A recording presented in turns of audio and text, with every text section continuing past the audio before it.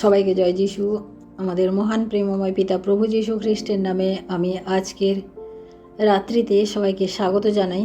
আসুন আমরা ঈশ্বরকে ধন্যবাদ করি, প্রশংসা করি, কারণ তিনি ধন্যবাদ ও প্রশংসার যোগ্য ঈশ্বর।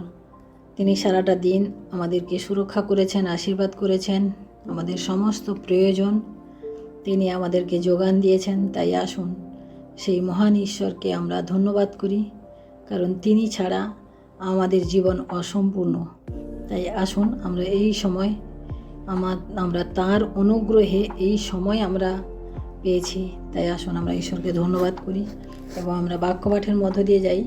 আমি আজকে বাক্যপাঠ করব যোহন লিখিত সুসমাচার তার 13 অধ্যায় 34 এবং 35 পদ আমি পাঠ করব। এক নতুন আজ্ঞা আমি তোমাদিগকে দিতেছি, তোমরা পরস্পর প্রেম করো। আমি যেমন তোমাদিগকে প্রেম করিয়াছি, তোমরাও তেমনি পরস্পর প্রেম করো। তোমরা যদি আপনাদের মধ্যে পরস্পর প্রেম রাখো, তবে তাহাতেই সকলে জানিবে যে তোমরা আমার শিষ্য। সুন্দর বাক্য। ঈশ্বর আশীর্বাদ করুন প্রত্যেককে এই বাক্যের মধ্য দিয়ে। আমরা এই বাক্যে এই দুটি পদে আমরা বিশেষ করে দুটি জিনিস আমরা এখানে দেখতে পাই, দুটি শব্দ পাই। একটা হচ্ছে প্রেম আর একটা হচ্ছে সম্পর্ক বা রিলেশান। অর্থাৎ প্রভু যীশু তার শিষ্যদেরকে আজ্ঞা দিচ্ছেন, বা তার শিষ্যদেরকে যখন তিনি আলোচনা করতেন, জ্ঞানের শিক্ষা দিতেন, ঈশ্বরের রাজ্য সম্পর্কে বলতেন, তখন তিনি এই কথাগুলি বলছেন যে এক নতুন আজ্ঞা। অর্থাৎ এর আগে হয়তো তিনি অনেক আজ্ঞা দিয়ে গেছেন, অনেক কিছু করার জন্য বলেছেন, কিন্তু তিনি এখানে দুটি নতুন আজ্ঞা দিচ্ছেন। যে দুটি আজ্ঞা আমাদের প্রেম থেকে শুরু করে সম্পর্ক পর্যন্ত আমাদের এই আজ্ঞা দুটি।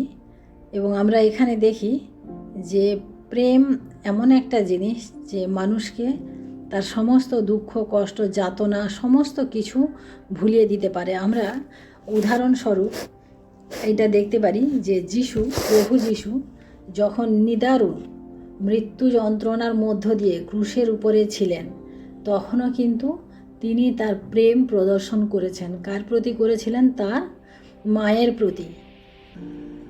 মায়ের প্রতি তার যে জাগতিকভাবে একটা দায়িত্ববোধ, কারণ সন্তান যখন মায়ের সামনে এরকম নিদারুণ একটা দুঃখ যন্ত্রণার মধ্য দিয়ে তাকে হত্যা করা হচ্ছে, মেরে ফেলা হচ্ছে মায়ের সামনে, সেই মায়ের অবস্থা কেমন হতে পারে সেটা প্রভু যীশু অনুভব করেছিলেন। এখানে আমরা দুটো জিনিসই দেখি, যে এক প্রেম আর একটা হচ্ছে সম্পর্ক। প্রভু যীশুর সাথে তার মায়ের যে সম্পর্ক, সেই সম্পর্ককে তিনি ক্রুশের উপরে গিয়েও অস্বীকার করেননি। তাই তিনি এই নিদারুণ যন্ত্রণার মধ্যেও প্রভু যীশু তার মায়ের কল্যাণ বা নিরাপত্তার কথা তিনি ভুলে যাননি। তিনি সে কথাটি তার স্মরণে ছিল। এবং তিনি যে শিষ্যকে, যাকে প্রচুর ভালোবাসতেন, যেই শিষ্যকে, সেই যোহনকে, সেই শিষ্যকেও তার প্রতিও তিনি খেয়াল রেখেছিলেন যে সে তার এক ভাইকে হারাচ্ছে। অর্থাৎ প্রভু যীশু সম্পর্ককে এখানে খুব গুরুত্ব দিয়ে ব্যাপারটাকে তিনি নিয়েছেন। এবং আমরা দেখি যে এখানে পরে তিনি কি বলেছিলেন, যে তুমি যোহনকে বলেছিলেন, এই দেখো তোমার মা।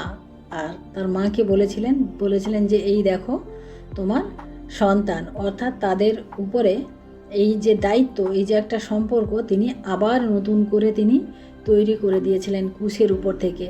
ক্রুশের উপরে তিনি যখন যন্ত্রণা ভোগ করছে, মানুষের অনুভূতি, তখন যোহনের যে অনুভূতি, তার মায়ের যে অনুভূতি, সেটা আমরা এখানে দেখতে পাই যে সেই সময় মানুষ অনেক কিছু প্রতিশ্রুত হয়, অনেক কিছু প্রতিজ্ঞাবদ্ধ হয়। যখন আমরা অন্যের বিপদের সময় আমরা বলি, হ্যাঁ তোমার জন্য আমি এই করব, তোমার জন্য আমি এই করব, তোমার কোনো চিন্তা নেই, এই নেই, অমুক নেই, আমরা করি।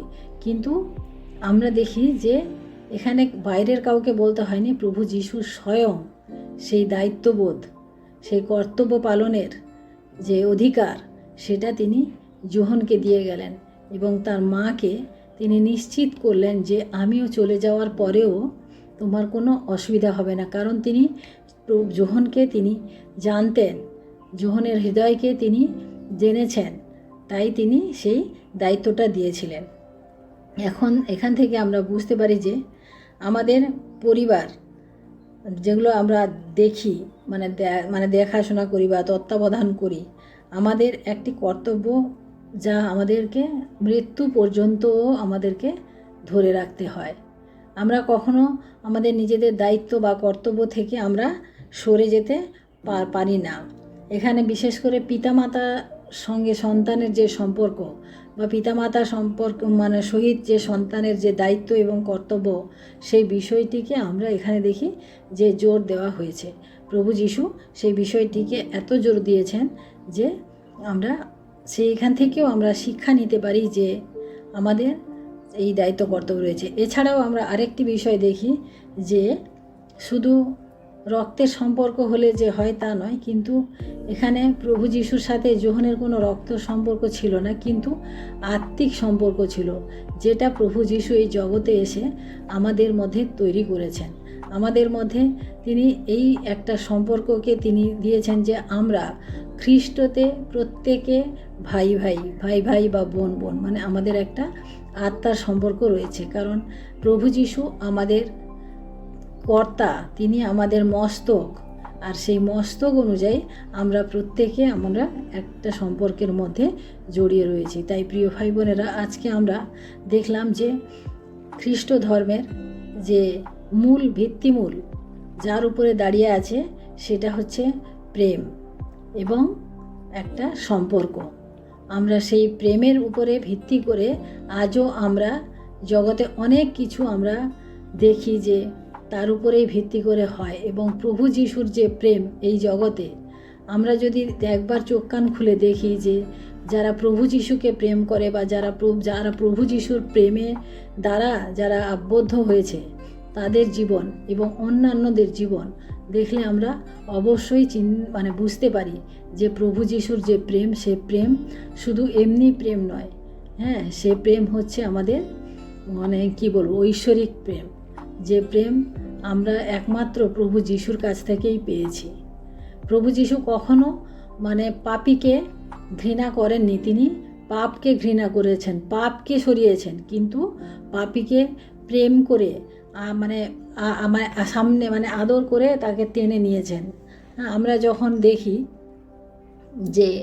যে মহিলাকে সেই ফরিসিরা সদ্দুকিরা যারা ধরে নিয়ে এসেছিল প্রভু যিশুর সামনে যে এ ব্যভিচারে ওকে ধরা গেছে, তাই এর শাস্তি দিতে হবে। এর শাস্তি কি? যে বিধান অনুযায়ী, মোশের বিধান অনুযায়ী একে পাথর মেরে মারা হবে যতক্ষণ না ও মারা যাচ্ছে। কিন্তু প্রিয় ভাই বোনেরা, প্রভু যীশু তার সেই পাপকে, যে পাপ করে সে যে এসেছিল, প্রভু যীশু সেই মানুষটিকে, সেই মহিলাকে তিনি পাপী বলে দেখেননি।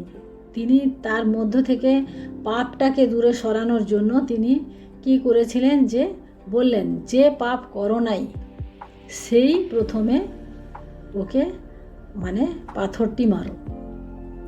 কিন্তু আমরা কি দেখেছিলাম যে পরবর্তীতে প্রভু যীশু এখানে বসেছিলেন, মহিলাটি বসেছিল, আর বাকি প্রত্যেকে সেখান থেকে চলে গেছিল, কারণ প্রত্যেকে জানে যে প্রত্যেকের মধ্যে পাপ আছে বা পাপ করেছে।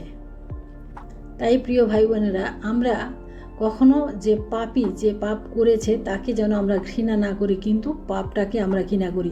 প্রভু যীশুর এই কথার মধ্য দিয়ে সে মহিলা সারা জীবনে যত পাপ করে থাকুক না কেন, সে আর কোনো দিন পাপ করার কথাও সে চিন্তা করবে না, কারণ সে আপাতত একজন হলেও ভালো মানুষ সে তার জীবনে পেল যে তাকে প্রেম করে। এই কথাটা থেকে সে এইটাই বুঝতে পেরেছিল, মহিলাটি যে এটা অনুভব করতে পেরেছিল যে তাকেও কেউ প্রেম করে। সে ব্যভিচার কী কারণে করেছিল, কেন করেছিল, কোন পরিস্থিতির সম্মুখীন হয়ে পড়ে করেছিল আমরা তা জানি না, কিন্তু আমরা যেটা দেখেছি যে সেই মহিলা তার মন পরিবর্তন করেছিল। তাকে কিন্তু কেউ ধরে ধরে জ্ঞান দেয়নি, ধরে ধরে কথা বলেনি যে এই করো তুমি এটা করবে না, এটা করবে না। এরকমভাবে মানুষকে আমরা পরিবর্তন করতে পারি না। একমাত্র মানুষকে আমরা পরিবর্তন করতে পারি তার প্রেম, তাকে প্রেম করে। আর যে প্রেম তাকে অনুভব করতে হবে।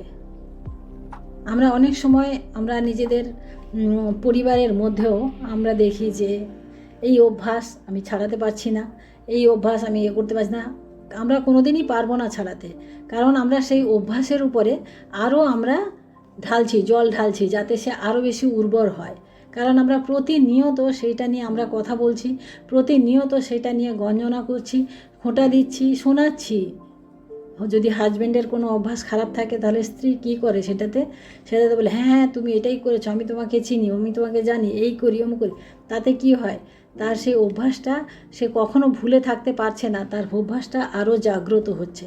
তাই আমি আজকে বলবো যে আমাদের জীবনে যদি প্রভুর প্রেম থাকে, যদি ঈশ্বরের প্রেম থাকে, তাহলে আমরা সেই প্রেম প্রদর্শন করি।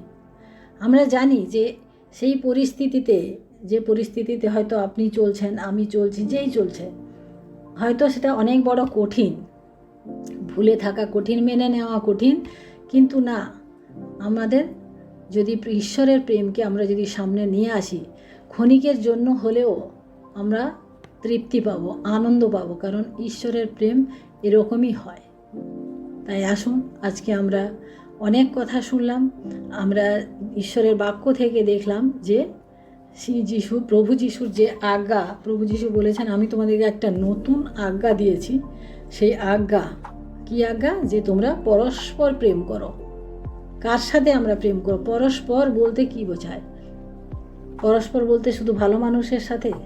কিন্তু না প্রিয়, আমাদের সম্মুখে যারা রয়েছে, সে যেরকমই হোক, সে যত খারাপই হোক না কেন, লোকে তাকে নিন্দা বদনাম করে ভর্তি করে দিক না কেন, কিন্তু আমরা প্রেম করব। আর আমাদের এই প্রেম ঐশ্বরিক প্রেম, যে প্রেম আমরা করলে কখনো কমে যায় না। প্রেম যখন আমরা করি তখন তা বৃদ্ধি পায়। সামনের মানুষটা, যাকে কেউ প্রেম করে না, আপনি যদি প্রেম করেন, তাহলে সে তার জীবনে বাঁচার একটা আশা পেল, জীবনে সে একজনকে পেল যাকে সে তার নিজের সারা দুঃখ কষ্ট সব কিছু সে শেয়ার করতে পারবে। তাই আসুন, আজকে আমরা আমাদের মহান ঈশ্বরের এই প্রেমকে আমরা অন্যের কাছে তুলে ধরি, অন্যকে বোঝানোর চেষ্টা করি যে ঈশ্বরের প্রেম কি, এবং আমরা নিজেরাও তা আমাদের ব্যবহারের মধ্য দিয়ে, আমাদের কাজের মধ্য দিয়ে, আমাদের কথাবার্তার মধ্য দিয়ে আমরা অন্যের কাছে এই ঈশ্বরের প্রেমকে আমরা তুলে ধরি। তাহলে আমাদের যে রিলেশান, যে সম্পর্ক, সেটা অটোমেটিকই সুন্দর হবে। তাই আসুন, আজকে আমরা প্রার্থনা করি, ঈশ্বরকে ধন্যবাদ দিই। Hallelujah, hallelujah, hallelujah. মহান প্রেমময় পিতা, তোমার মহানামের ধন্যবাদ প্রশংসা করি প্রভু। তোমার এই সুন্দর সময়, সুন্দর বাক্যের মধ্য দিয়ে প্রভু আমরা যে শিক্ষা গ্রহণ করতে পারলাম, যে শিক্ষা লাভ করতে পারলাম প্রভু, তার জন্য তোমাকে ধন্যবাদ করি প্রভু। তুমি আমাদের সাথে থাকো প্রভু, আশীর্বাদ করো প্রভু। এইভাবে প্রতিনিয়ত প্রভু তুমি আমাদেরকে বৃদ্ধি করো প্রভু। তোমার মহিমা গৌরব প্রশংসা করি প্রভু। তোমার এই সুন্দর বাক্য প্রভু, তুমি বলেছ পরস্পর প্রেম করতে প্রভু। আমরা শুধু ভালো ভালো দেখে যেন না প্রেম করি প্রভু গো, আমরা যেন সেই তোমার শেখানো সেই প্রতিবেশীকে যেন প্রেম করতে পারি। প্রতিবেশী কারা হয়? যারা আমাদের সাথে সব সময় আমাদের সাথে রেষারেষি করে, শত্রুতা করে, হিংসা করে, দেশ করে, আমরা যেন তাদেরকেও প্রেম করতে পারি প্রভু। তাই তোমায় ধন্যবাদ করি প্রভু, তোমার এই সুন্দর বাক্যের জন্য, সুন্দর সময়ের জন্য। আমরা আরেকটিবার তোমার চরণে নিজেদেরকে সমর্পণ করি, এই রাত্রিকে তোমার চরণে সমর্পণ করি। তুমি আমাদের সাথে সাথে থাকো, আশীর্বাদ করো। আর আমার প্রত্যেক প্রিয় খ্রিস্টীয় ভাই বোনকে তুমি আশীর্বাদে পরিপূর্ণ করো, তোমার প্রেমে তাদেরকে আরেকটি বার পরিপূর্ণ করো প্রভু, যেন প্রত্যেকের হৃদয় মন খুলে যায় প্রভু তোমার প্রতি। ধন্যবাদ করি প্রভু, সমস্ত মহিমা গৌরব প্রশংসা তোমাকে দিয়ে এই বিনতি প্রার্থনা চাই আমাদের মুক্তিদাতা ত্রাণকর্তা প্রভু যীশু খ্রিস্ট তোমারই নামে, আমেন। সবাইকে জয় যিশু। সবাই ভালো থাকুন, সুস্থ থাকুন। আজকে রাত্রি সবার ভালো হোক। আর যারা এখনও পর্যন্ত আমার চ্যানেলটি সাবস্ক্রাইব করেননি, তারা অবশ্যই সাবস্ক্রাইব করুন। আমরা প্রতিনিয়ত এইভাবে ঈশ্বরের বাক্য থেকে আমরা প্রতিনিয়ত ঈশ্বরের কাছে উপস্থিত হতে পারবো। জয় যিশু।